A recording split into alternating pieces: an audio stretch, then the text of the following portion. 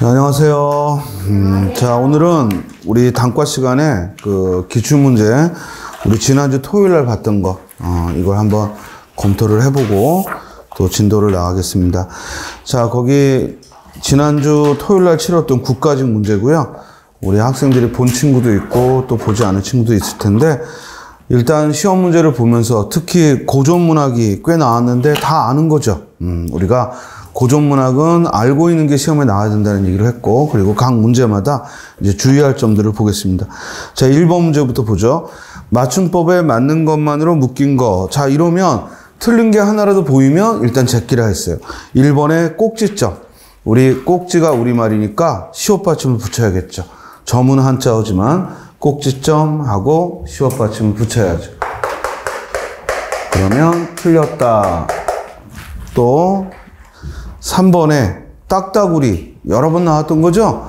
즉 딱딱이라는 말에 우리가 만나고, 그래서 딱따구리, 즉 딱딱이라는 말에 전미사 우리가 와서 딱따구리라고 비교해야죠. 또 4번에 화병. 자, 화도 한자어고 그리고 병도 한자어고, 그러면 둘 다 한자어니까 사이소리 현상이 나도, 화병하고 사이소리 현상이 나도 예외가 아니니까 시옷 받침을 붙이면 안 된다. 따라서 답은 2번이죠. 자, 좀 더 문제를 보죠. 1번에 돌나물, 그리고 꼭지점, 페트병, 그리고 페트병처럼 외래어가 올 때에는 시옷 받침 붙이지 않습니다.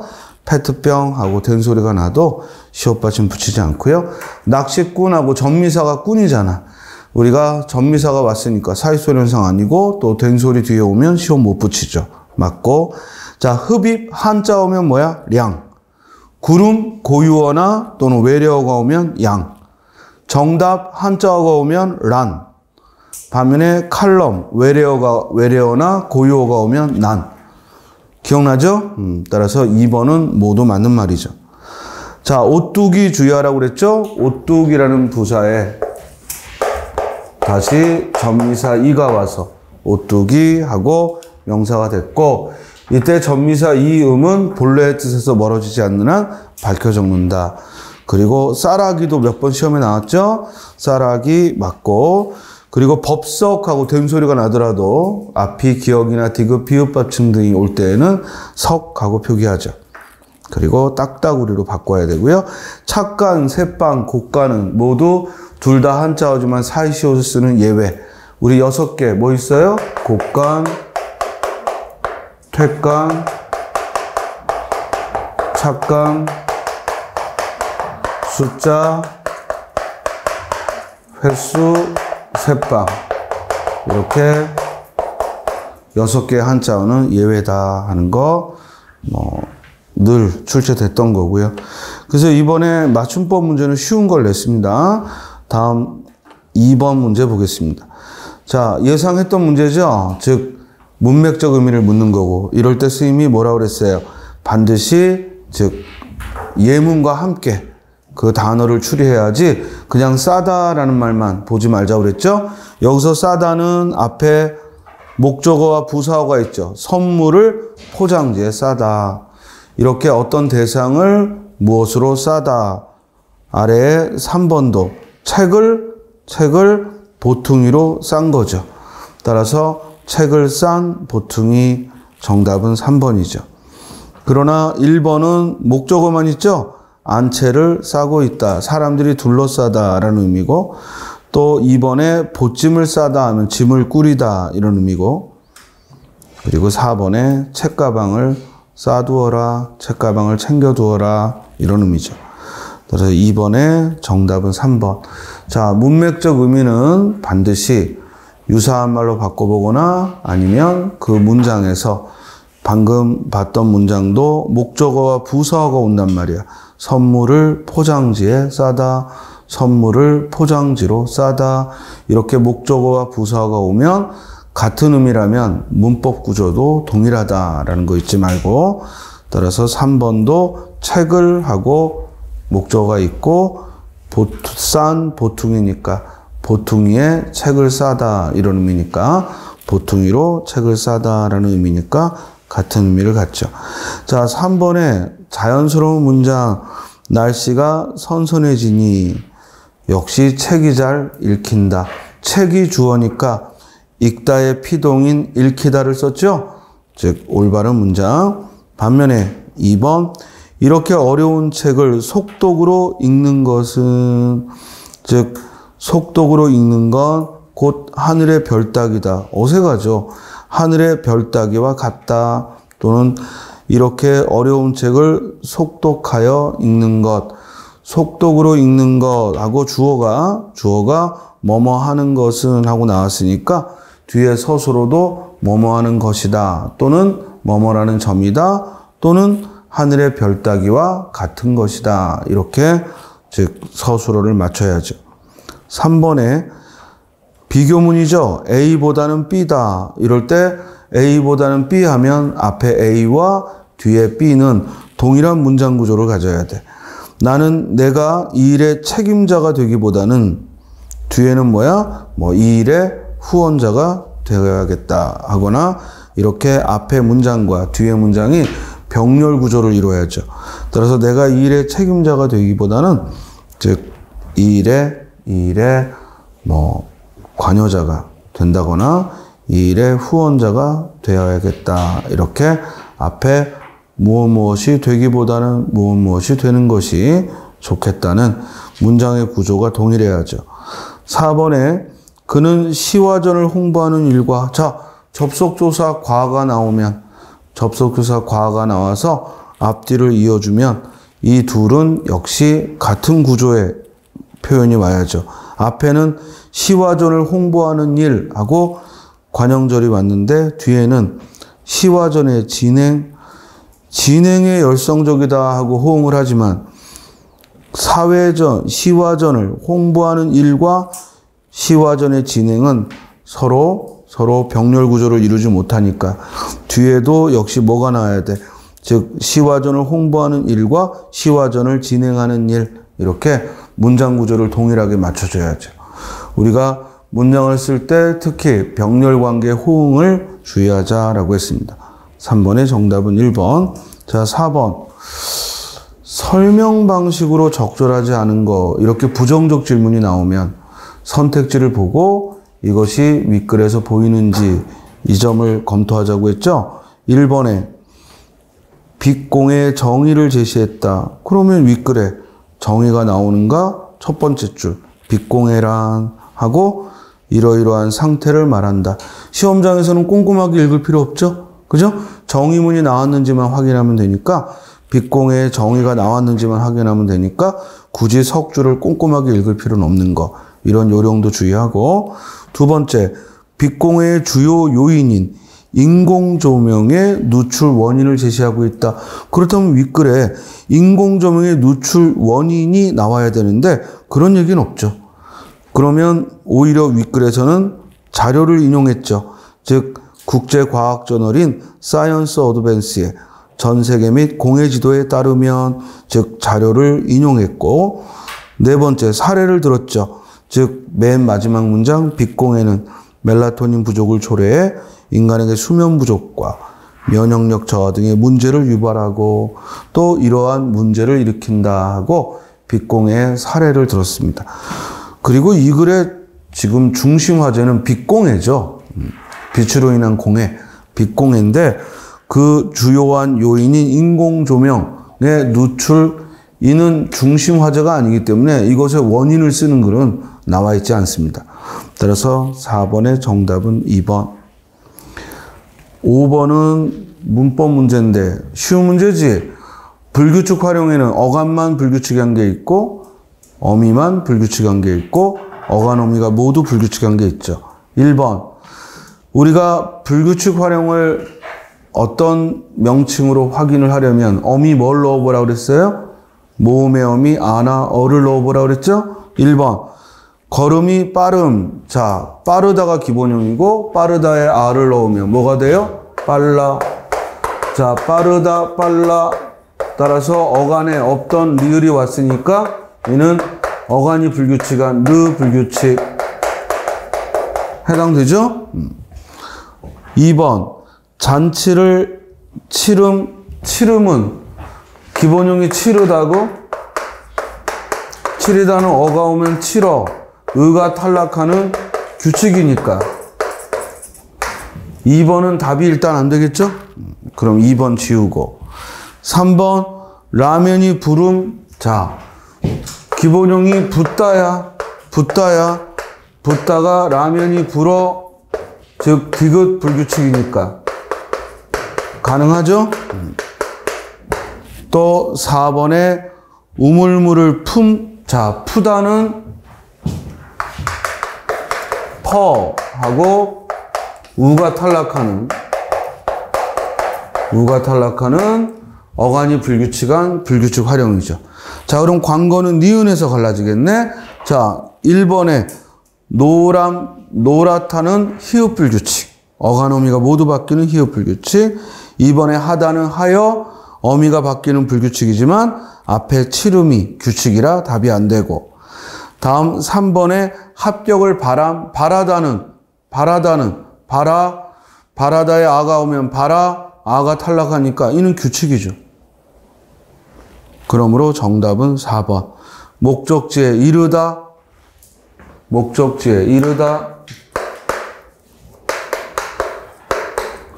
이때 이르다는 이르러, 즉 어미러가 오는 러 불규칙. 우리가 어미가 바뀌는 불규칙은 러 불규칙 그리고 여 불규칙 등이 대표적이라고 그랬죠. 따라서 이르러. 그러므로 정답은 4번. 이해했어요? 다음 6번. 동동이죠. 동동은 장르가 뭐야? 고려가요고, 즉 고려 민중들이 자연 발생적으로 부른 노래가 바로 고려가요입니다. 2월 보름에 높이 현. 이때 혀다는 무슨 뜻? 켜다. 높이 켠 등불답구나. 만인을 비출 즈시 샀다. 즈은 모습이죠. 만인을 비출 모습이다 하고 동동달이라는 후렴구가 들어가 있습니다. 특히 동동은 이와 같이 2월은, 3월은, 4월은, 5월은, 6월은 이렇게 원령체로 쓰여진, 즉 원령체 노래의 효시가 되는 작품. 동동이라는 작품은 이렇게 원령체 노래의 효시가 되는 작품이라 여러 차례 우리 시험에 나왔던 것이고 우리가 문제반이든 단과반이든 즉 자주 봤던 예문 중에 하나입니다. 그리고 가장 기본적인 질문이죠. 뭐야? 낱말의 뜻을 묻는 거야. 고전의 첫 출발은 뭐라고 했어? 현대어로 올바르게 풀이하는 거. 그리고 고전 문법이라는 개념을 접근하는 건 훈민정음밖에 없어. 훈민정음이나 용비어천가를 대할 때는 문법적인 또 질문도 가능하지만 그 외의 문학작품은 절대 문법적인 거 묻지 않아. 그러니까 올바른 표현, 올바른 현대어에 즉 풀이만 하면 되죠. 따라서 2월달은 즉 보름에 높이 켜놓은 등불답다 하고 이때 등불은 님의 모습을 비유한 거죠. 님의 온화한 성품, 만인을 비출 그 인격, 님의 인격을 등불에 비유했습니다. 그래서 만인을 비출 모습이다. 동동달이 3월이 나며 개한. 이때 개자는 열 개자니까 피다 이 말이야. 3월이 되어 핀 만춘 늦봄에 달래꽃이여 진달래꽃이여. 즉 이때는 3월은 진달래꽃을 제재로 삼았고 이때 진달래꽃도 님의 아름다운 모습을, 님의 멋진 모습을 진달래꽃으로 비유한 거죠. 남들이 부러워할 짓을 디뎌나셨다. 남들이 부러워할 모습을 지니고 나셨다. 동동다리. 그래서 2월은 님의 성품을 등불에 비유했고 3월은 님의 아름다운 모습을 진달래꽃에 비유했죠. 4월 아니 늦어. 4월에 아니 늦어 하면 잊고 잊어 이런 얘기죠. 4월달 잊지 않고 아, 오실셔. 오는구나. 감탄형이야. 오는구나. 꾀꼬리세요. 자, 4월은 이렇게 꾀꼬리는 4월이 되면 잊지 않고 돌아오는 존재죠. 꾀꼬리는 4월이 되면 잊어버리지 않고 때를 맞춰 돌아오는 존재. 그런데 이와 달리 무심따 녹사님은, 무심따는 무엇 때문에, 무심하다가 아니라 무엇 때문에 의문형이야. 왜 이런 얘기지? 왜 녹사님은, 여기서 녹사는 님의 구체적인 직업이죠. 고려시대에 무인계급에 녹사라는 계급이 있었고, 따라서 이때 녹사는 즉 님의 구체적인 직업 이름을 적었어요. 즉, 왜 녹사님은, 무엇 때문에 녹사님은 옛 나를 잊고 신겨, 즉 옛날의 나를 잊으셨다 이 말이죠. 즉 따라서 요 5월에는 4월에는 꾀꼬리는 때가 되면 돌아오는데, 즉 우리님은 즉 돌아오지 않는 거지. 그죠? 우리님은 돌아오지 않는 거죠. 그래서 꾀꼬리와 님의 모습이 뭐 되고 있다? 대비를 이루고 있죠. 즉 때가 되어 돌아오는 꾀꼬리와 달리 우리님은 때가 되어도 돌아오지 않는다 해서 님이 돌아오지 않음을 꾀꼬리와 대비해서 썼습니다. 따라서 가장 간단한 즉 현대어 풀이를 묻는 문제였고, 정답은 4번이죠. 무심따는 의문형이야. 무엇 때문에? 더 의역하면 왜 녹사님은 예전의 나를 잊고 돌아오지 않는가, 이런 의미죠. 다음 7번. 자, 셈이 한자는 반드시 우리말을 알아야, 우리말 뜻을 알아야 한자를 찾을 수 있다고 그랬죠. 1번에 그분은 냉혹한 현실을 견뎌낸다. 현실 할 때 현재의 사실이잖아. 현재의 사실이잖아. 근데 거기 있는 실자는 즉 방을 말하는 거죠. 실내 방을 말하는 거고, 현실은 뭐야? 사실 실자를 써야겠지? 틀렸고. 2번 첫 손님을 야박하게 대해서는 안 된다. 야박하다는 얘기는 뭐야? 정없이 얄팍하게 대해서는 안 된다는 거니까 얇을 박자가 써 있죠. 맞습니다. 정답은 2번. 반면에 3번. 그에게서 타고난 승부근성이잖아. 그러면 우리 근성이 있다라는 얘기는 뭐야? 마음의 심지에, 즉 뿌리 깊은 본성이 있다, 이런 의미잖아. 근데 여기 근자는 뭐야? 근조할 때 쓰는 거죠? 즉 이때 근자는 삼갈 근자야. 안 어울리지? 그럼 뭘 써야 돼? 뿌리 근자를 써야지. 근성하고 뿌리 근자를 써야지. 따라서 3번도 틀렸구나. 자, 4번은 그는 평소 희망했던 기관에 채용되었다. 이때 채용되었다 하면 뭐야? 즉 모집이 돼서 사용됐다 이 말이지. 따라서 뽑혀서 사용되었다 이 말이지. 근데 거기 채자는 뭐야? 채자는 뭐야? 즉 사람 인변에 이 채자는 의무를 지우다, 책임을 지우다, 이런 의미죠. 따라서 의무를 지워 사용되었다? 어색하잖아. 따라서 이때에는 뭘 써야 돼? 모을 채자를 써야죠. 그죠? 그래서 채용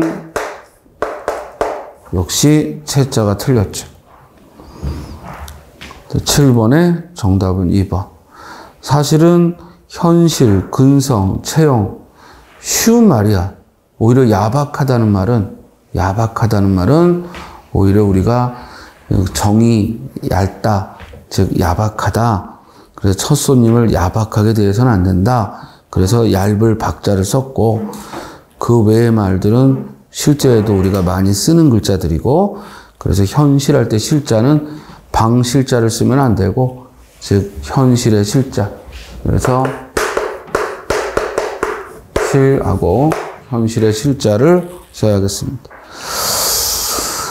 따라서 7번의 정답은 2번. 자, 8번 봐. 다음 토의에 대한 설명으로 적절하지 않은 것. 요런 유형은 몇 번 나왔잖아요. 즉, 제시된 대화를 보고 옳은 것, 옳지 않은 것을 묻는데 지금 질문이 적절하지 않은 것 됐으니까 선택지를 먼저 봐야죠. 1번, 학술적인 주제예요? 그렇죠. 지금 주제는 통일시대에 남북한 언어가 나아갈 길이니까 이는 언어학자들 또는 언어와 관련된 전문가가 얘기를 해야겠죠? 따라서 토의 중에서도 지금 발표자들이 먼저 이야기를 했으니까 심포지엄에 속한단 말이야. 따라서 학술적 주제에 대한 토의다. 맞고 2번, 사회자는 발표자 간의 이견을 조종해서도 안 되고 의사결정을 유도해서도 안 돼. 사회자는 진행만 하면 되는 거야. 이해돼요? 이는 본문과 상관없이도 사회자의 역할로 틀린 거죠. 우리가 이견이 드러나는, 서로 찬반의 이견이 드러나는 건 토론이야. 토론이고 그럴 때도 사회자는 그 이견을 조종할 수 없어. 이해돼? 사회자는 토의의 진행, 토론의 진행만 맡는 것이지 결코 사회자가 마치 중재자처럼 중간에 이견을 조종할 수도 없고 의사결정을 유도할 수도 없어. 이해돼요? 의사결정을 하자고 진행할 수는 있어. 뭐 투표를 합시다. 뭐 반대 의견이 있으면 더 말을 해보세요 하고 진행할 수는 있지만 절대 유도할 수는 없습니다. 그러므로 2번이 틀렸죠. 3번, 발표자는 주제에 대한 자신의 견해를 밝혀 정보를 제공하고 있다. 그렇죠? 즉 윗글에서도 최 교수가 남한과 북한 말은 어휘 차이가 대표적입니다 하고 남북한 말에 있어서 가장 심각한 건 어휘가 차이가 크다. 즉 우리는 외래어도 많이 들어와 있는데 북한에는 외래어가 드물고 또 고유어로 바꾸어 쓰는 경향이 강하고 또 전투적인 용어가 많죠. 따라서 어휘의 차이가 크다라고 발표했고 정 박사도 곧 남북한 언어의 다른 점을 줄여나가는 게 필요하다라고 하면서 북한의 결의 말 큰 사전 편찬위원회가 있고 남북한에는 또 공통적으로 결의 말 큰 사전을 만들자 하고 지금 현재 남북한의 학자들이 이런 연구를 하고 있다고 정보를 주고 있죠. 4번, 청중 A는 발표자의 내용을 확인하고 주제와 관련된 질문을 했죠. 왜? 지금 발표자들이 모두 남북한 언어가 차이가 있다는 얘기를 했기 때문에 즉 질문하는 사람도 남북한 언어의 차이와 이를 극복하는 방안을 말씀하셨는데요. 잘 들었죠? 발표 내용을 확인했고 그렇다면 통일시대에 대비한 언어 정책에는 무엇이 있을까요? 하고 주제와 관련된 질문을 했습니다. 자, 이 문제를 푸는데 중요한 건 답을 맞췄느냐가 아니라 얼마나 짧은 시간에 풀었느냐요. 알겠어요? 이 지문을 모두 꼼꼼히 읽고 풀면 안 돼. 적절하지 않은 거 했으니까 선택지를 먼저 보고 그리고 상식에 어긋난 건 본문에도 어긋나겠죠. 특히 사회자의 역할에 대해서 토론을 진행하는데 사회자는 매끄러운 진행만 하면 되지 결코 이견을 조종하거나 혹은 청중의 의사결정을 유도하거나 이는 사회자의 한계를 넘어서는 사회자의 역할을 넘어서는 일이기 때문에 중요한 건 8번 문제를 풀 때 누가 더 빠른 시간에 풀었는가 이게 또 관건입니다. 자, 다음 페이지 가죠. 질문지를 먼저 잘 봐. 그냥 무턱대고 빨리만 풀려고 하지 말고 질문지를 잘 보면 9번 문제는 공손하게 말하기에 대한 설명이다. 기역, 리을을 적용한 B의 대답으로 적절하지 않은 거. 그러니까 1번의 B는 기역, 상대방을 낮추어 겸손하게 말했는가. 이 점을 봐야지. 따라서 1번에 A가 디자인 시안이 정말 멋있다고 했더니 아닙니다. 아직도 여러모로 부족한 부분이 많습니다. 맞죠? 자신을 낮추었죠? 자신을 상대방에게 낮추었죠? 따라서 여러모로 부족한 부분이 많습니다. 맞죠? 2번, 니은은 상대방의 처지를 고려해서 부담을 갖지 않도록 말하라. 생각보다 길이 많이 막혔다고 했더니 괜찮아요. 쇼핑하면서 기다리니 시간 가는 줄 몰랐어요. 즉 늦어도 괜찮아요 라고 말한 게 아니라 아유 내가 쇼핑하고 있어서 즉 크게 신경 쓰지 않았다 하고 상대에게 부담을 덜어주는, 내가 그동안 쇼핑하면서 나도 내 시간을 즐겼다 하고 부담을 덜어주고 있습니다. 맞고, 그런데 디귿에서 관용을, 상대방이 관용을 베풀 수 있도록 문제를 자신의 탓으로 돌리라고 했잖아요. 즉 내가 설명한 내용이 이해가 가니 그랬더니 자기 탓으로 돌리려면 뭐라고 해야 돼요? 아, 제가 아직 좀 배경 지식이 부족해서 이해가 좀 힘듭니다만 노력해 보겠습니다. 이렇게 해야죠. 그런데 뭐라고 했어요? 목소리가 작아서 잘 안 들리니까 다시 한번 말해. 이는 자신의 탓으로 돌려 말한 게 아니죠? 상대의 발표자의 또는 대화하는 상대의 목소리가 작다고 지적했으니까. 관계가 없네요. 정답 몇 번? 3번. 4번. 리을은 먼저 상대방의 의견에 의해서 동의하는 부분을 찾아서 인정해줘야 돼. 이게 먼저 나와야 돼. 그리고 그런 후에 자신의 의견을 말해야죠. 그거 좋은 생각이네. 즉 귀걸이 사주는 게 어때? 라고 했더니 먼저 상대방의 의견에 인정을 해줬죠. 아, 그거 좋은 생각이네. 하지만 하고서 경희의 취향을 잘 모르니까 귀걸이 대신 책을 선물하는 건 어떨까 하고 그런 후에 자신의 의견을 말했죠. 윗글에서 말한 말하기 방법에 적절하게 맞죠? 따라서 9번의 정답은 3번이죠. 사실 이런 문제는 수능 세대들인 여러분들에게는 익숙한 문제야. 그리고 이 문제도 수능에서 출제됐던 걸 응용해서 낸 문제고, 선생님이 문제풀이반에서 또 단과반에서 문제하면서 이런 예문까지도 똑같은 이런 유사한 문제를 해봤습니다. 그래서 그냥 써있는 그대로 해서 찾아내는 거지, 우리가 어떤 말하기에, 공손하게 말하기에 이론적 배경이 필요 없는 겁니다. 이런 문제 풀 때 절대로 머릿속에 어떤 지식을 끄집어내려 하지 말고, 또는 상식적인 걸 끄집어내려고 하지 말고 그냥 이 문제에서 주어진 거에 집중해서 풀면 즉 쉽게 풉니다. 자, 10번 봅니다. 하버마스가 누군지 몰라도 됩니다. 그죠? 하버마스라고 해도 되고 홍길동이라고 해도 상관없습니다. 즉 이 글에서 그 하버마스의 주장에 부합하는 사례로 적절한 거 있으니까 재빨리 이 글에서 말하는 하버마스의 주장을 찾으면 되겠죠? 그러면 첫 단락에 집중해야죠. 왜냐하면 중심되는 내용이, 지금 중심되는 화제가 무엇인지를 첫 단락에서 말하고 있으니까 첫 단락을 먼저 읽고 그리고 필요한 게 있으면 나머지 단락에서 찾으면 되죠. 첫 단락에 하버마스는 18세기부터 현대까지 미디어의 등장 배경과 발전 과정을 분석하면서 밑줄 쳐? 공공 영역의 부상과 쇠퇴를 추적했다. 그러니까 미디어가 등장하고 새로운 미디어들이 등장하면서 공공 영역이 부상했고, 그런데 쇠퇴한 건 뭐냐 이거지. 그럼 이에 대한 얘기가 나온 게 어디에 있어? 세 번째 단락. 그러나 하버마스에 따르면 현대사회에서 민주적 토론은 문화산업의 발달과 함께 퇴보했다.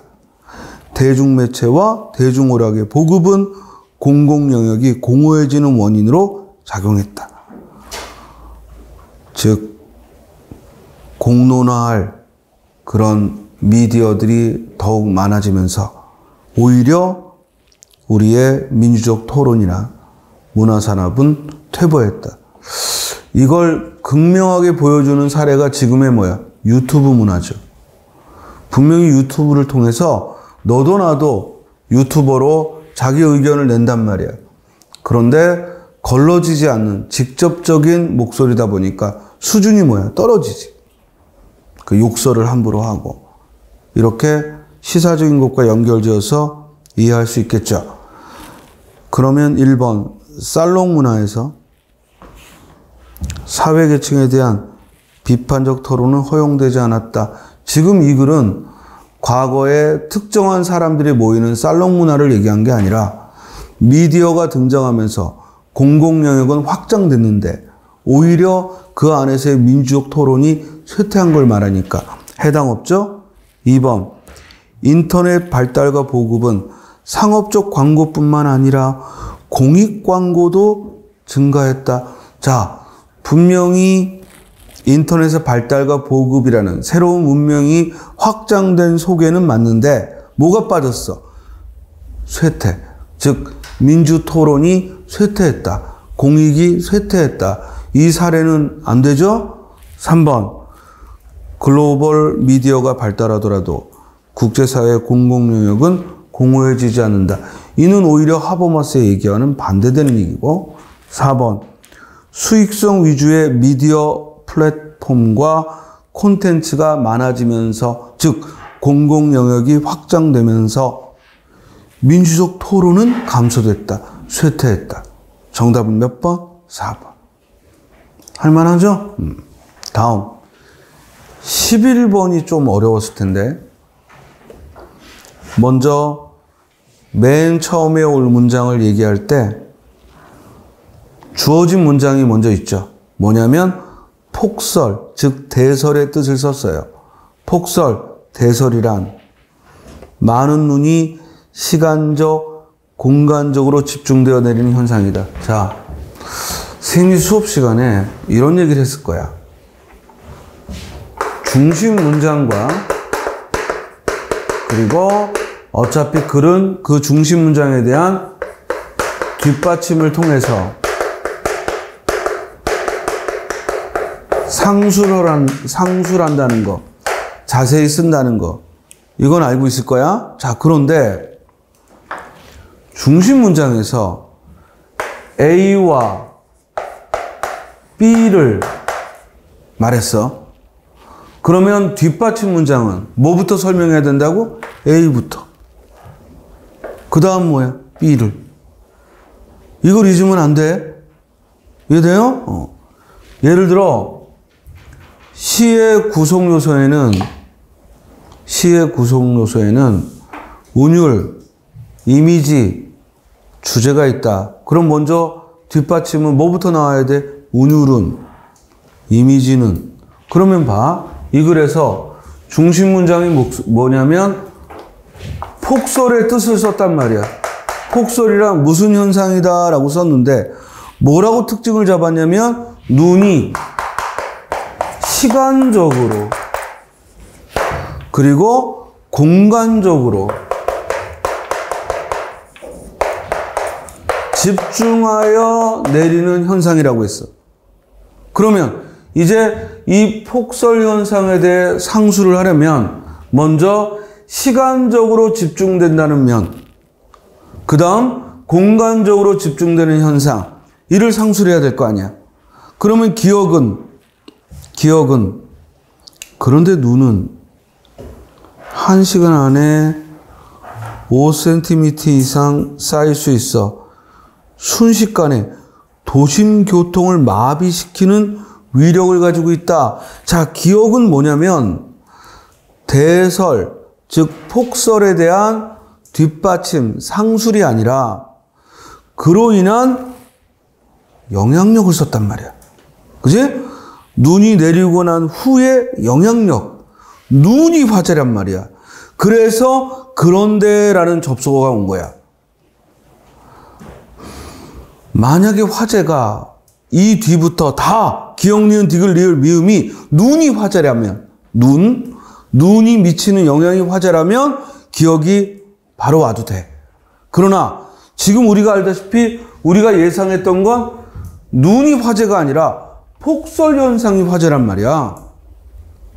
알겠어요? 그럼 이에 대한 얘기가 나온 것이 있다면 그게 먼저 나오고 그런 다음 화재가 그런데 하고 바뀌어야지. 자, 리을을 봤더니 이때 대설의 기준으로 주의보는 뭘 얘기하고 있냐면 폭설, 대설의 주의보를 말하고 있어. 그렇죠? 그러니까 이 앞에 있는 대설, 폭설 연결되고 있단 말이야. 그죠? 곧바로 눈으로 넘어간 게 아니라. 그러면서 뭐라고 했냐면 대설주의보는 시간당 24시간 새로 쌓인 눈이 5cm 이상이다. 자, 드디어 눈이 5cm 이상이라는 말이 등장했어. 그럼 요 다음에 이어질 내용은 뭐겠어? 요 다음에 이어질 내용은 딱 기억이 될 것 같지? 그지? 5cm라는 말이 등장하니까. 그러나 리을이 시간적으로 24시간 쌓인 눈을 말한다면, 그렇죠? 여기서 화재가 대설주의보란 말이야. 주의보. 그리고 니은에 뭐가 등장하냐면 또한 하고 경보라는 말이 나와. 대설경보가. 그러니까 리을에서 주의보를 얘기했고 다음에는 대설경보를 얘기해서, 즉 계속해서 이 폭설에 대한 주의보, 경보하고 화재가 이어져야죠. 이해돼요? 그런 다음 기억은 이제 그 얘기가 모두 지나서 미치는 영향이니까 기억은 그 후에 와야겠죠. 정답은 3번이죠. 이해됐어요? 다음 12번을 봅니다.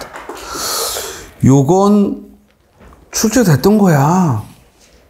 여러 차례. 우리 기본서에도 들어있어요, 이 문제. 즉, 이 글은 사례로 적절하지 않은 거 있으니까 이 글에서 말하고 있는 건 뭐야? 그러나 맨 뒤에 뭐야? 언어와 사고가 깊은 관계를 맺고 있다는 사실은 여러 가지 근거를 통해 뒷받침된다. 그러니까 아래에 언어와 사고가 긴밀한 관계다라는 거에 대한 사례가 나와줘야죠. 1번. 영어에서는 쌀이라고 라이스라는 한 단어만 얘기하는데 우리는 우리말에는 모, 벼, 쌀, 밥. 아직 밭에 심기 전에는 모고 그 후에 싹이 나면 벼고 이를 수확해서 거두면 쌀이고 이걸 찌면 밥이고, 이는 우리가 농경 문화와 관련됐기 때문에 우리는 그렇게 쌀을 세분화해서 사고하는 거죠. 따라서 사례로 적절하죠. 또 2번. 파랗다라는 어휘밖에 모르면 산도 파랗고 물도 파랗고 녹색 등도 파랗다고만 하겠죠. 즉 파랗다라는 어휘밖에 모르는 사람은 사고작용도 파랗다라고밖에 생각을 못한다고. 그런데 우리는 색깔에 대해 여러 가지를 알고 있으니까, 즉 녹색이라고 말하고 초록이라고 말하고 짙은 청색이라고 말하고 이렇게 얘기하겠지. 그러므로 언어와 사고가 밀접하죠. 그런데 3번. 일상생활에서 사물의 개념은 머릿속에 맴도는데 그 명칭을 떠올리지 못한다. 이건 뭐냐면 사고가 언어보다 우위에 있는 거지. 생각은 있는데 그걸 표현할 말을 적당히 찾지 못하는 거야. 이는 곧 언어가 없어도 생각을 할 수 있다는 사고 우위론을 말하죠. 반면에 4번의 수박은 우리에게는 박의 일종으로 보이지만 다른 나라에서는 멜론으로, 멜론에 가깝게 이해할 수 있겠지. 자, 이는 곧 언어가 멜론을 가지고 있는 나라는 수박을 보더라도 멜론에 가까운 종류로 파악을 할 것이고, 반면에 우리처럼 수박이라는, 박이라는 것에 호박, 수박 이런 박의 언어를 가지고 있는 사람들은 수박을 박의 일종으로 보겠죠. 이것도 언어와 사고가 일정하다는 관계가 깊다는 얘기겠지. 따라서 가장 적절하지 않은 건 3번이죠. 자, 이 문제와 관련해서 나중에 기본서를 확인해 보시면 거기 기출문제로도 이미 나왔던 것이고 비슷한 유형의 문제를 내는데, 이걸 설명하면서 선생님이 얘기 들어준 게 뭐냐면 언어와 사고의 관계에서 두 가지 태도가 있다고 그랬죠. 언어가 있어야 비로소 생각할 수 있다는 입장. 이걸 언어, 사상, 형성관이라고 했죠. 반면에 사고가 먼저고 그에 따른 언어가 있을 수도 있고, 그러나 마땅한 언어가 없어도 생각은 해내는 걸 우리가 언어 도구관이라고 그랬죠. 언어는 그냥 우리 생각을 드러내는 도구일 뿐이다. 지금 필자는 언어, 사상, 형성관에 가까운데, 즉 3번 선택지만 언어 도구관에 입각한 사례이므로, 즉 12번에 어울리지 않는 건 3번이죠. 다음 13번. 자, 서술 방식 물었는데 변치가 천리길을 마다하지 않고 나를 찾아왔다. 내가 그 뜻을 물었더니 밑줄 쳐 문장 공부를 하기 위해 나를 찾아왔다. 그러니까 변치가 나를 찾아온 건 문장 공부를 하기 위해서다. 이렇게 말한 거야. 그랬더니 때마침 이날 우리 아이들의 나무를 심었기에 그 나무를 가리켜 이렇게 말해 주었다. 밑줄 쳐 사람이 글을 쓰는 건 나무에 꽃이 피는 것과 같다. 선생님은 이 문제를 풀 때 여기서 더 이상 안 읽었죠. 왜? 문장 쓰는 걸 알려달라고 했더니 나무를 심는 것을 말하고 있어. 뭐야? 비유한 거지. 우리 이런 방법을 뭐라고 해? 유추. 그러면 이 문제를 푸는데 더 읽을 필요 없는 거야. 그죠? 자, 중요한 건 여러분들이 방금 선생님이 푼 것처럼 여기까지 풀고 답을 찾을 수 있느냐야. 안 그러고 끝까지 읽었다면 맞춰도 그거는 절반의 승리일 뿐이지. 알겠어요? 즉 끝까지 읽는 것이 아니라 이 글이 문장을 쓰는 거에 대한 얘기를 하면서 나무를 심는 거에 말했구나. 그러면 유추구나. 유추는 비유했다는 거죠. 비유하여 설명하거나 주장하는 걸 유추라고 하는 겁니다. 서사는 사건을 이야기해야 돼. 서사라는 말을 하려면 즉 중심 사건을 이야기해서 풀어줘야 돼. 중심 사건이 등장해야 돼. 여기서 변치라는 사람이 나에게 질문하러 왔다. 그래서 내가 대답해 줬다라는 건 사건이 아니야. 중심 사건이 아니야. 여기서 중심은 문장을 쓰는 방법, 글을 짓는 방법이 중심 화제지. 이해돼요? 또 분류라는 것은 어떤 대상을 종류로 나눌 때 분류라고 하고, 대조는 두 대상 간의 차이를 밝힐 때, 즉 대조라고 합니다. 자, 그러면 이 글에서 말하고 있는 좋은 문장을 쓰는 건 뭔가 한번 봅시다. 사람이 글을 쓰는 건 나무에 꽃이 피는 것과 같다. 나무를 심는 사람은, 자, 이때 나무를 심는 사람은 뭘 비유한 거야? 글을 쓰려는 사람은. 그렇죠? 가장 먼저 뿌리를 북돋우고 줄기를 바로잡는 일에 힘써야 한다. 이 말은 뭐야? 뿌리를 북돋우고 줄기를 바로잡는다는 것은 바로 글쓰기의 기초를 튼튼히 해야 한다. 글쓰기의 기초, 문법 실력이 있어야 되고 어휘력이 있어야겠지. 따라서 글쓰기의 기초를 튼튼히 한다는 거지. 또 나무의 뿌리를 북돋아 주듯 진실한 마음으로 글을 써야 한다는 얘기고, 줄기를 바로잡듯 부지런히 실천하며 수행한다는 얘기고, 진액이 오르듯 독서에 힘써야 한다는 얘기고, 가지와 잎이 돋아나듯 널리 보고 들으며 두루 돌아다녀야 한다. 이 말은 뭐야? 견문을 넓혀야 한다 이거지. 즉 독서와 같은 간접 경험만으로는 안 되고 직접 견문을 넓히는 일이 필요하다는 거지. 그렇게 해서 깨달은 것을 헤아려 표현한다면 그것이 바로 좋은 글이요, 사람들이 칭찬을 아끼지 않는 훌륭한 문장이 된다. 이것이야말로 참다운 문장이라고 할 수 있다. 자, 그렇다면 이 글의 필자가 이야기하는 문장 공부를 위해 힘써야 하는 건 뭐라는 거야? 먼저 견문을 넓히고 독서에 힘쓰라는 거야. 이해돼요? 먼저 견문을 넓히고 독서에 힘쓰고, 그런 후에 기초를 닦고, 즉 어휘력을 기르고 문법 실력을 기르고, 그런 다음 참다운 마음으로 진실한 문장을 쓰도록 해야 한다라는 거지. 자기가 보고 들은 것을 왜곡하거나 거짓된 문장으로 쓰면 안 되겠다, 이런 의미죠. 따라서 13번의 정답은 비유 3번이죠. 다음 14번.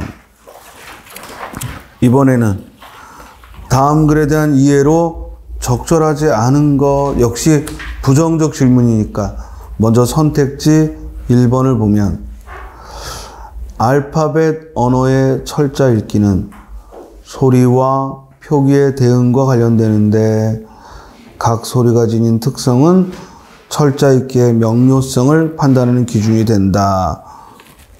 첫 단락 보자고요. 언어마다 고유의 표기 체계가 있는데 이는 읽기 과정에 영향을 미친다. 밑줄 쳐. 알파벳 언어는 표기 체계에 따라 철자 읽기의 명료성 수준이 달라진다라고 했으니까 알파벳 언어의 철자 읽기는 소리와 표기의 대응과 관련된다. 여기까지 맞아. 그렇죠? 또 철자 읽기가 명료하다는 건 한 글자에 대응하는 소리가 규칙적이어서 글자와 소리의 대응이 1대1이라는 걸 의미한다. 그래서 이탈리아어와 스페인어는, 즉 새로운 단어를 발견할 때 보자마자 정확한 발음을 할 수 있고, 이에 비해 영어는 철자 읽기의 명료성이 낮은 언어다, 이런 말이 나오죠. 따라서 1번 맞죠? 소리와 표기의 대응이 관련되는데 이는 명료성을 판단하는 기준이다. 그렇죠? 그런데 2번, 영어 사용자는 무의미한 단어를 읽을 때 좌방구의 읽기 네트워크를 활용하면서, 자, 이 뇌의 부위가 나오는 게 두 번째 단락이죠. 알파벳 언어를 읽을 때 사용하는 뇌의 부위는 유사하지만 뇌의 부위에 의존하는 방식에는 차이가 있다. 밑줄 쳐. 영어와 이탈리아어를 읽는 사람은,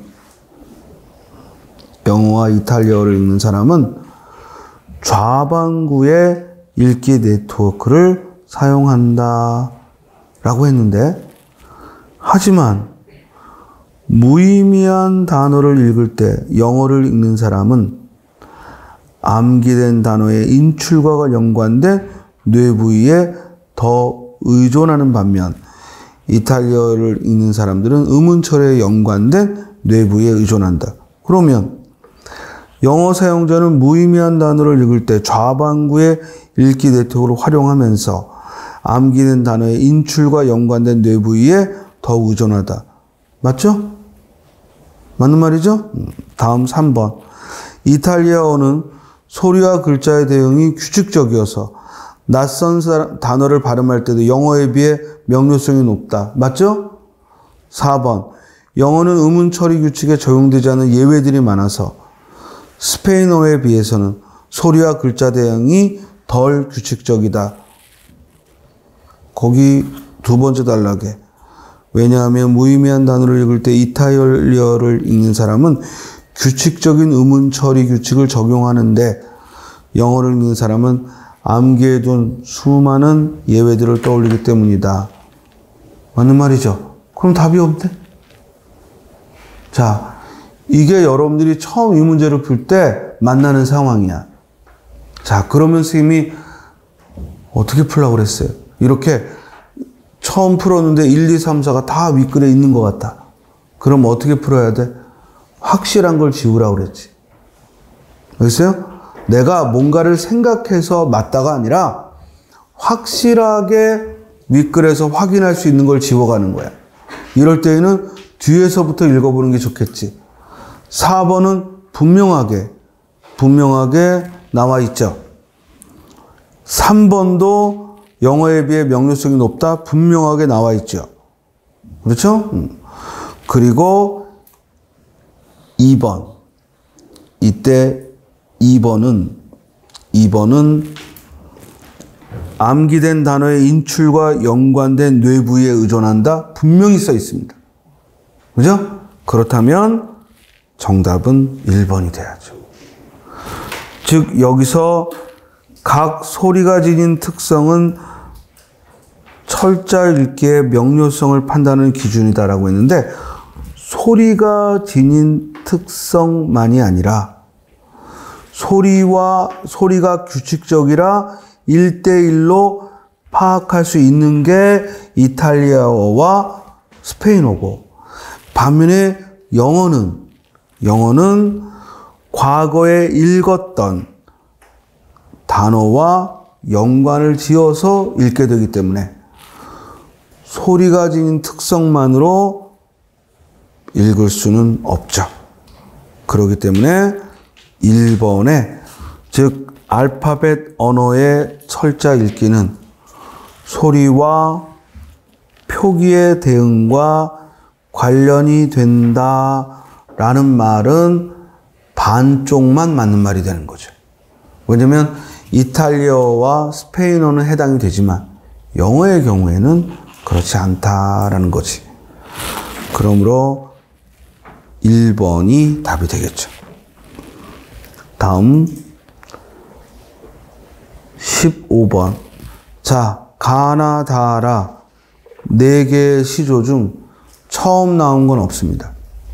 모두 나왔던 것만, 즉 모두 한 번씩 출제된 것만 즉 나와 있는데 1번 가는 우리 육적의 회귤고사를 인용해서 부모님께 못다한 효를 이야기한 거죠. 맞고 나는 서리서리 구비구비 이런 의태어를 통해서 그 님에 대한 간곡한 기다림을 표현하고 있다. 맞는 설명이죠? 여기 의태적 심상이라는 얘기는 의태어를 썼다 이 말이야. 의태적 심상을 통해라는 말은 의태어를 썼다 이런 의미죠. 다음 3번의 다는 대꾸와 반복을 통해 그렇죠. 말 없는 청산이요 태 없는 유수로다. 값 없는 청풍이요 임자 없는 영월이다. 대꾸법을 썼죠. 그리고 문장의 구조가 반복되고 있죠. 그런데 없는 반복되고 있잖아. 주제가 자연에 귀의하려는 의지다. 그렇죠. 이 중에 병 없는 이 몸이 이때 병은 뭐야? 근심 걱정. 근심 걱정이 없는 이 몸이 즉 분별 없이 늙으리라. 즉 근심 걱정 없이 늙겠다. 그러니까 어떤 자연 속에 묻혀서 세상에 대한 근심 걱정 없이 늙겠다는 그와 같은 자연에 귀의하려는 심정을 드러내죠. 반면에 4번은요. 농암에 올라보니 노안이 유명이로다. 눈앞이 뭐야? 흐릿하다 이 말이야. 즉 농암에 올라가 봤더니 눈앞이 흐릿하더라. 인사가 변한들 사람 이름 변하지만 산처는 가셀까? 산처는 변함이 없다 이 말이야. 즉 사람은 이제 나이 먹어서 눈이 흐려졌어. 그렇지만 산은 변한 게 없더라. 암전의 모수모구가, 그러니까 지금 노안이라 눈은 흐릿해도 어떤 물, 어떤 언덕이 어제 본 듯하더라. 이 말은 뭐냐면 고향에 돌아왔는데 나는 이미 나이가 들어서 노안이라 어릴 때 그 고향의 모습이 흐릿하게 보여. 그래도 산처는 그대로라. 모수모구가, 어떤 강물, 어떤 언덕이 어제 본 것 같다. 즉 이 노래는 절대 노년의 무력함을 얘기한 게 아니라 고향에 돌아온 기쁨을 쓴 거야. 나이가 들어 고향에 돌아온 기쁨을 쓴 거죠. 따라서 정답은 4번이죠. 다음 16번은 이상의 권태라는 수필인데, 이상이 동경에 잠깐 머물렀을 때 썼던 수필인데요. 이 이상의 권태도 수능에도 나오고 우리 시험에도 나오고 기출됐던 글이죠. 이 글에 대한 이해로 적절한 거. 자, 이 글에서 제목 그대로 지금 이상은 지겨운 거야. 근데 그 지겨움을 소에다가 즉 감정을 넣어 본 거지. 그러면서 소는 식욕의 즐거움조차를 냉대할 수 있는 지상 최대의 권태자다. 세 번째 단락에 얼마나 권태에 질렸길래 이미 위에 들어간 식물을 다시 개워 그 시금털털한 반소화물의 미각을 역설적으로 향락하는 채 보임이리요. 그러니까 소의 반추하는 행위를 보면서 그걸 보고 소가 최고의 권태자다라고 말하고 있으니까 자신의 그 권태의 심리를 소에 투여한 거죠. 정답은 몇 번? 1번. 절대 작가의 과거의 삶을 회상한 거 아니고 공간 이동 없고, 그리고 권태가 있다는 얘기는 현실에 불만을 갖는다는 얘기지만 그것이 반성적 어조를 드러내고 있는 건 아니죠. 그래서 맨 마지막에 소의 체구가 크면 클수록 그의 권태도 크고 슬프다. 나는 소 앞에 누워 내 세균같이 사소한 고독을 겸손하면서 나도 사색의 반추는 가능할는지 불가능할는지 몰래 좀 생각해 본다. 그래서 이상은 자신의 권태를 소에 반추하는 모습을 보면서 자신도 먹은 걸 반추해 볼 수는 없으니까 생각을 돌아보겠다. 그래서 사색의 반추는 가능할지 모르겠다. 이렇게 쓰고 있는 거죠. 따라서 16번에 바로 소의 행위, 그 대상의 행위를 통해서 글쓴이의 지겨움, 권태, 이를 반영하고 있죠. 정답은 1번. 원래 이 투사라는 말은 심리학 용어죠. 투사는 내 마음대로 상대를 보는 거야. 그러니까 내 마음을 가지고 상대를 바라볼 때 이를 투사라고 해요. 즉, 내가 지금 불쾌하니까 상대방의 행동도 불쾌하게 보이는 거야. 그래서 이 투사가 심한 사람은 본인이 성질나면은 상대에게 짜증을 잘 부리고, 또 상대가 그냥 다정하게 한 말도 신경질을 내면서 나를 무시한다고 하고 비웃는 거 아니냐고 그러고, 그런 걸 투사의 심리라고 하죠. 그래서 지금 이 이상은 권태로운데 그 권태로움을 소에 비유해서 쓴 겁니다. 소를 보면서, 소에 비유한 게 아니라 소를 보면서 자신의 권태를 이제 투사해서 소의 행위가, 그래서 뭐라고 썼어? 얼마나 권태롭길래 소는 먹은 음식을 다시 개워내는가. 얼마나 심심하면 자기가 먹은 걸 또 개워서 맛을 맛보는가. 이렇게 본 거죠.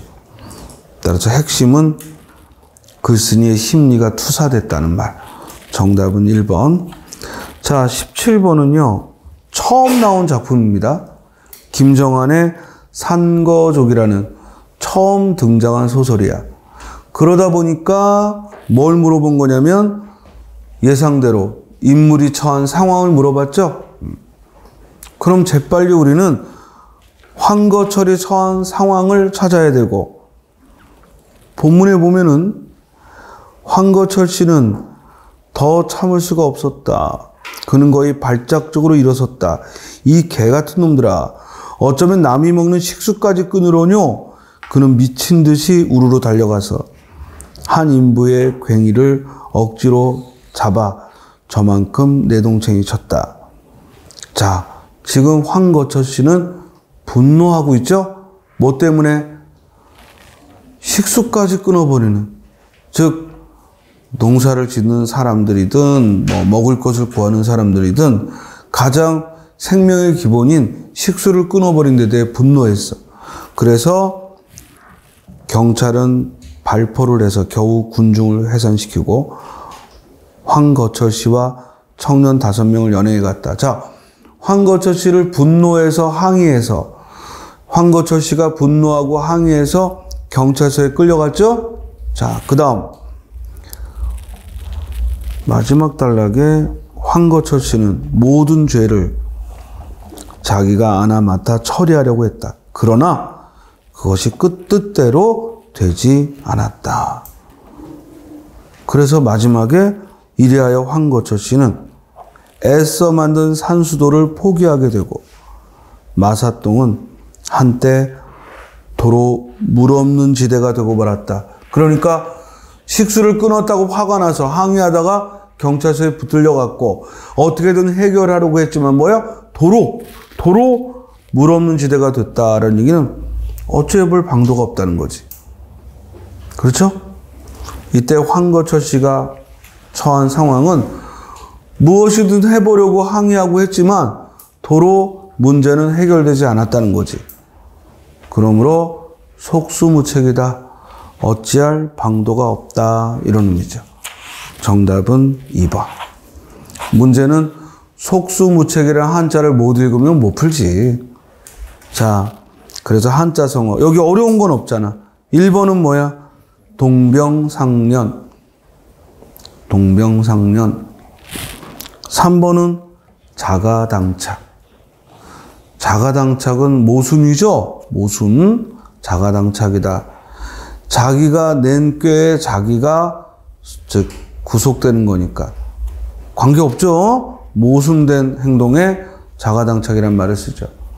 다음 전전반측은 잠 못 이루고 뒤척이는 거죠. 전전반측 걱정이 있어서 잠 못 이루고 뒤척이는 겁니다. 따라서 가장 가까운 건 속수무책, 어찌할 방도가 없다. 여기 황거철 씨는 항의해보고 그러다가 경찰서까지 끌려갔지만 도로 이곳은 해결이 안 되고 물 없는 지대가 돼버렸다라는 얘기니까 어찌할 방도가 없다라는 의미로 속수무책을 답으로 해야죠. 다음 18번으로 가봅시다. 시가 한 편 안 나올 리가 없지, 그죠? 자, 조병화의 나무의 철학 처음 보는 거야. 푸는 데는 지장 없어. 특징으로 적절한 거 1번. 문답법 썼나요? 아니요. 여기 살아가노라면 가슴 아픈 일이 한두 가지겠는가?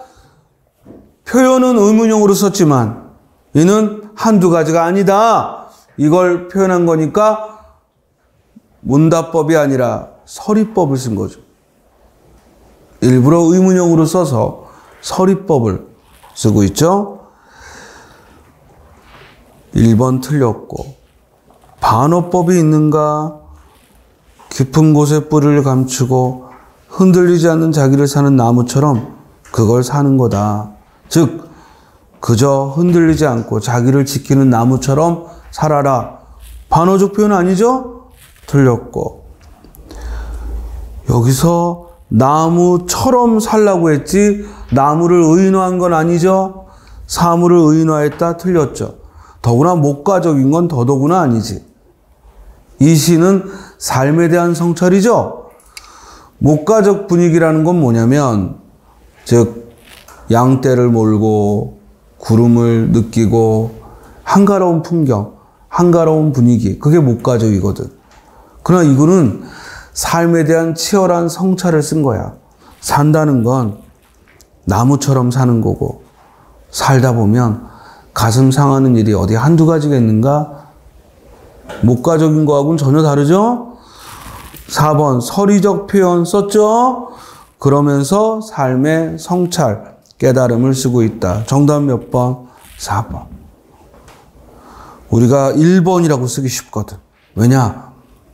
가지겠는가? 물었고 사는 거다? 대답하니까 문답법이라고 생각하기 쉬운데, 여기서 1년과 그리고 마지막 연에 가슴 아픈 일이 한두 개 가지겠는가? 가슴 상하는 일이 어디 한두 가지겠는가? 라는 건 묻는 게 아니라 의문형을 썼을 뿐이지, 상하는 일이 많다. 살다 보면 가슴 아픈 일이 많다. 이런 얘기죠. 따라서 정답은 서리법을 썼고 정답은 4번이죠. 자, 19번. 기억에 들어갈 말을, 사실은 요 풀이 방법만 우리가 잘 기억하면 쉬운 게 뭐냐면, 스님이 뭐라 그랬어? 빈칸에 들어갈 말은 무조건 국어는 실마리가 있다고 그랬지. 그러면 기억 앞에 로마는 하루아침에 만들어지지 않는다라는 말도 과거 문화의 존귀함을, 결코 로마는 비록 지금 망했지만 결코 하루아침에 만든 게 아니다. 즉 과거 문화의 존귀함을 말했다면, 기억에 들어갈 말은 힌트가 뒤에 있지. 바로 국보문화재가 얼마나 힘이 있는가. 이 말은 뭐냐면 바로 나라의 귀중한 문화적 자산이 그 나라의 귀중함이다. 이런 예가 들어가야죠. 그러나 1번 구르는 돌에는 이끼가 끼지 않는다? 이는 그냥 일반적인 속담으로 부지런하란 얘기야. 2번 지식은 나눌 수 있지만 지혜는 나눌 수 없다. 이는 국보문화재하고는 관계없는 격언이고, 사람은 겪어보아야 알고 물은 건너봐야 한다. 이는 경험을, 이론보다 경험을 강조한 거고, 그러나 그 무엇을 내놓는다고 해도 섹스피어와 바꾸지 않겠다라는 건 그 나라의 문화적 자부심으로 섹스피어라는 문화를, 그러니까 여러분들이 4번이라고 못 쓰는 이유 중에 하나는 국보문화재를 사물이라고 편견을 갖게 되면, 알겠어요? 국보문화재 이러니까 우리 국보문화재에는 유형문화재도 있고 무형문화재도 있잖아. 그죠? 즉 어떤 사람의 능력이 문화재로, 셰익스피어의 그 문장의 능력, 이것도 문화재죠. 이해돼요? 따라서 가장 적절한 건 몇 번? 4번. 원래는 영국에서 더 심한 말을 했잖아. 뭐 인도를, 뭐 셰익스피어와 인도를 바꾸지 않겠다. 이런 말까지, 심한 말까지 했는데, 인도, 당시 이제 인도가 영국의 식민지였으니까 인도인들이 너무 기분 나쁘잖아요. 예를 들어 일본 놈이 일본의 유명한 작가를 하나 들어서, 그죠? 아, 우리 마사미 유키오인가? 뭐 이 노벨상 받은 놈. 아, 오엔 겐자부로, 그죠? 오엔 겐자부로와 조선을 내준다 해도 오엔 겐자부로와 바꾸지 않겠다. 얼마나 우리 입장에서 모욕적이냐고. 그래서 이 인도인 입장에서 굉장히 모욕적인 그런 발언이 유행했었는데, 여기서는 좀 순화해서 썼죠? 그 무엇을 내놓는다고 해도 셰익스피어와는 바꾸지 않겠다. 정답은 4번이죠. 자, 20번을 보면요. 자, 지금 추론하라고 했잖아. 근데 스님이 추론이라는 말에 겁먹지 말라고 그랬지? 추론이라는 건 뭐야? 이 글을 읽고 난 내용으로 적절하지 않은 거, 이 말일 뿐이야. 그렇죠? 자, 그러면 문단이 길수록 재빨리 이 글의 중심 내용을 찾자 이거야. 그러면 첫 단락을 봐. 과학의 개념엔 세 가지가 있다는 거야. 분류, 비교, 정량. 그럼 처음에 분류부터 설명하겠지? 자, 분류는 식물학과 동물학의 종, 속, 목처럼 분명한 경계를 가지고 대상을 분류하는 개념. 그 다음, 비교는 더 무거움, 더 짧음. 두 번째 단락, 더 무거움, 더 짧은 등과 같은 비교. 그 다음, 정량은 세 번째 단락. 마지막으로 정량 개념. 지금 스님이 어떻게 읽고 있냐면, 이 글의 중심 내용을 첫 단락에서 찾고, 그리고 다음에 어떤 내용이 나올지 짐작하며 읽고 있죠. 그죠? 그리고 첫 단락에 과학의 개념은 분류와 비교, 정량 개념으로 구분한다 라고 써 있으니까 뒤에 상수라는 문단은 분류를 먼저 설명하겠고, 다음엔 비교를 설명하겠고, 다음은 정량을 설명했다. 이 얘기잖아. 그럼 이제 이 글은 설명의 글이야? 아니면 논증의 글이야? 설명의 글이야. 그렇죠? 그러면 이 글에서 우리가 분류라는 개념을 들었고, 비교한다는 말을 배웠고, 정량 개념이란 말을 배웠어.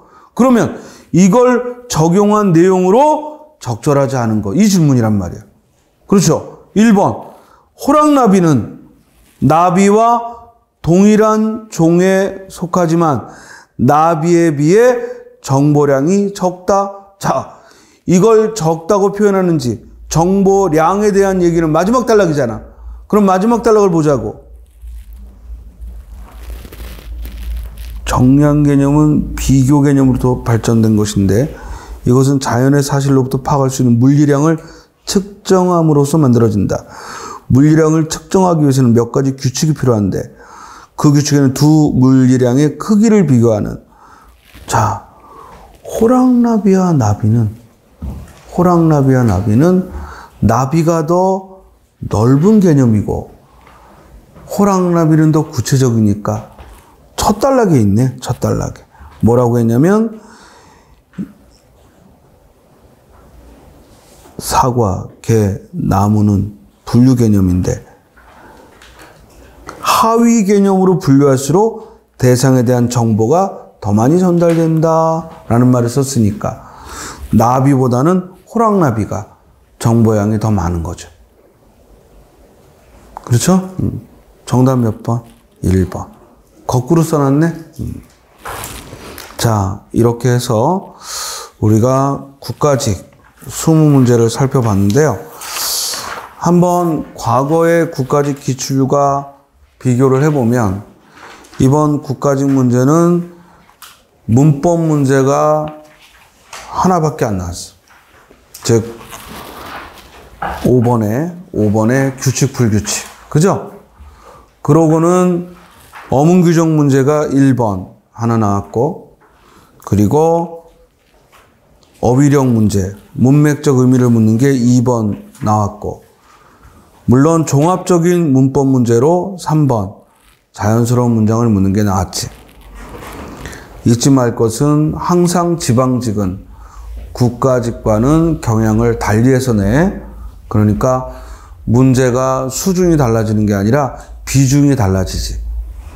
국가직은 늘 독해 비중이 커. 그래서 지금 페이지도 뭐야? 4페이지나 되잖아. 반면에 지방직은 독해보다는 문법이나 어문규정, 단답형의 문제의 비중이 크고, 지금까지 늘 그랬죠.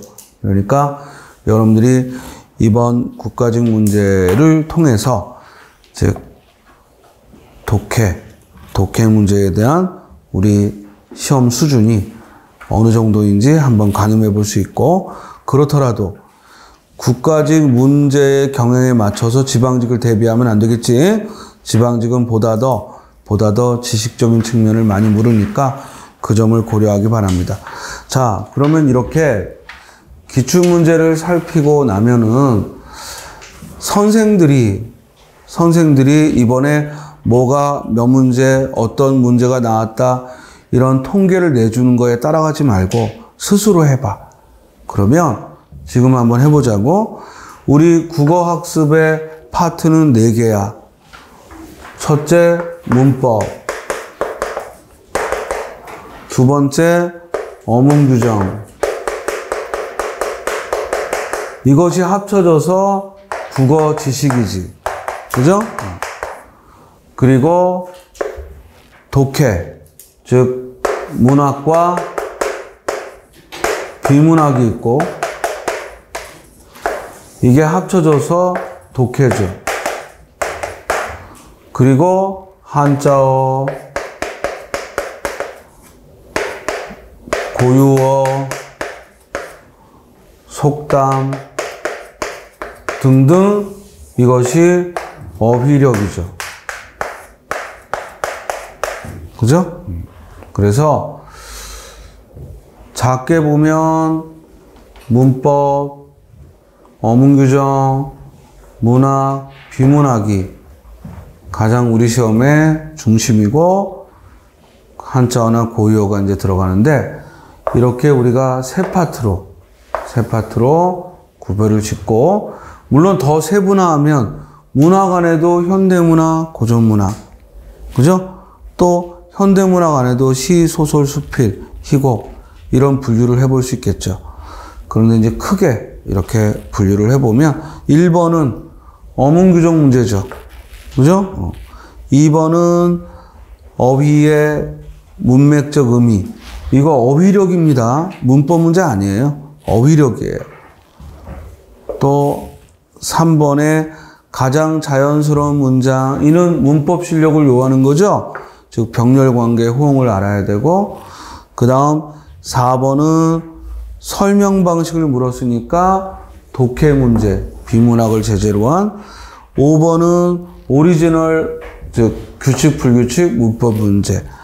그리고 6번은 고전문학의 독해인데, 즉 낱말의 뜻을 물어보고 있죠.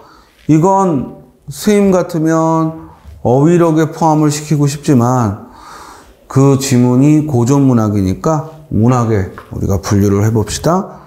그리고 한자, 오리지널 어휘 문제고, 그 다음 8번에 토의에 대한 설명, 독해 문제죠. 그 다음 9번도 말하기에 대한 얘기야. 공손하게 말하기, 역시 비문학적인. 그리고 10번 역시 비문학을 제재로 한 독해 문제. 11번 단락의 존개 순서 독해 문제. 12번 역시 언어와 사고. 그런데 이건 문법 문제죠. 언어와 사고의 관계에 대해서 문법 단원에서 학습하는 거고. 13번 서술 방식, 역시 비문학적인 독해 문제. 그 다음 14번, 즉 지문은 언어에 대한 거지만 이는 즉 독해, 주제에 적절하지 않는 걸 묻는 거였고, 15번은 문법 문제죠. 아니, 문법이 아니라 문학 문제죠. 고전문학. 그리고 16번 역시 수필을 예문으로 들었지만 이는 독해 문제죠. 그리고 17번 한자성어를 묻는 문제였고, 그리고 18번 시를 가지고 문학을 묻는 문제. 그리고 19번은 역시 독해. 그리고 20번 역시 글을 읽고 이해하는가 독해죠. 자, 작년도에도 비슷하게 이 국가직은 유형이 비슷했는데, 결과적으로 따져보면 국어 지식 파트, 그러니까 내가 지식이 있어야 풀 수 있는 건 다섯 문제죠? 아니지. 네 문제. 그죠?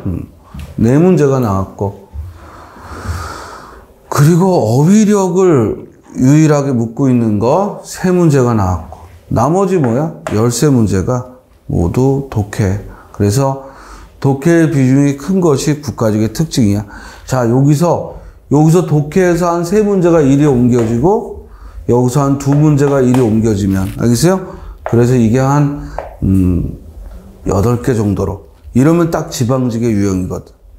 그렇습니까? 그래서 우리가 지방직 시험의 경우에는 보다 더 문법과 어문 규정에 한 세 문제 정도가 플러스 되겠고, 그리고 어휘력에 있어서는 한 두 문제 정도가 더 플러스 돼서 나올 겁니다. 그리고 문학 파트에서는 거의 비중이 비슷할 거야. 즉 2개 내지 3개, 4개고, 이제 요 비문학 파트가 한 5개 정도로 줄어들 겁니다. 그래서 아무래도 지방직에 있어서는 시간도 시간이지만 정확한 지식을 좀 알고 있고 어휘력을 자신 있게 푸는 사람이 좋은 결과를 얻을 수 있을 겁니다. 자, 오늘 먼저 첫 시간에 국가직 기출을 했고요. 자, 두 번째 나눠드린 자료는 올 초에 봤던 소방직 문제입니다. 이것도 기출 문제인데 우리가 이미 치렀던 문제인데 우리 지방직 시험하고 유형이 매우 유사하죠. 그래서 우리가 시험 대비로 소방직 문제도 해설을 해드리려고 합니다. 그러면 잠깐 쉬었다가 이어하도록 하죠. 예.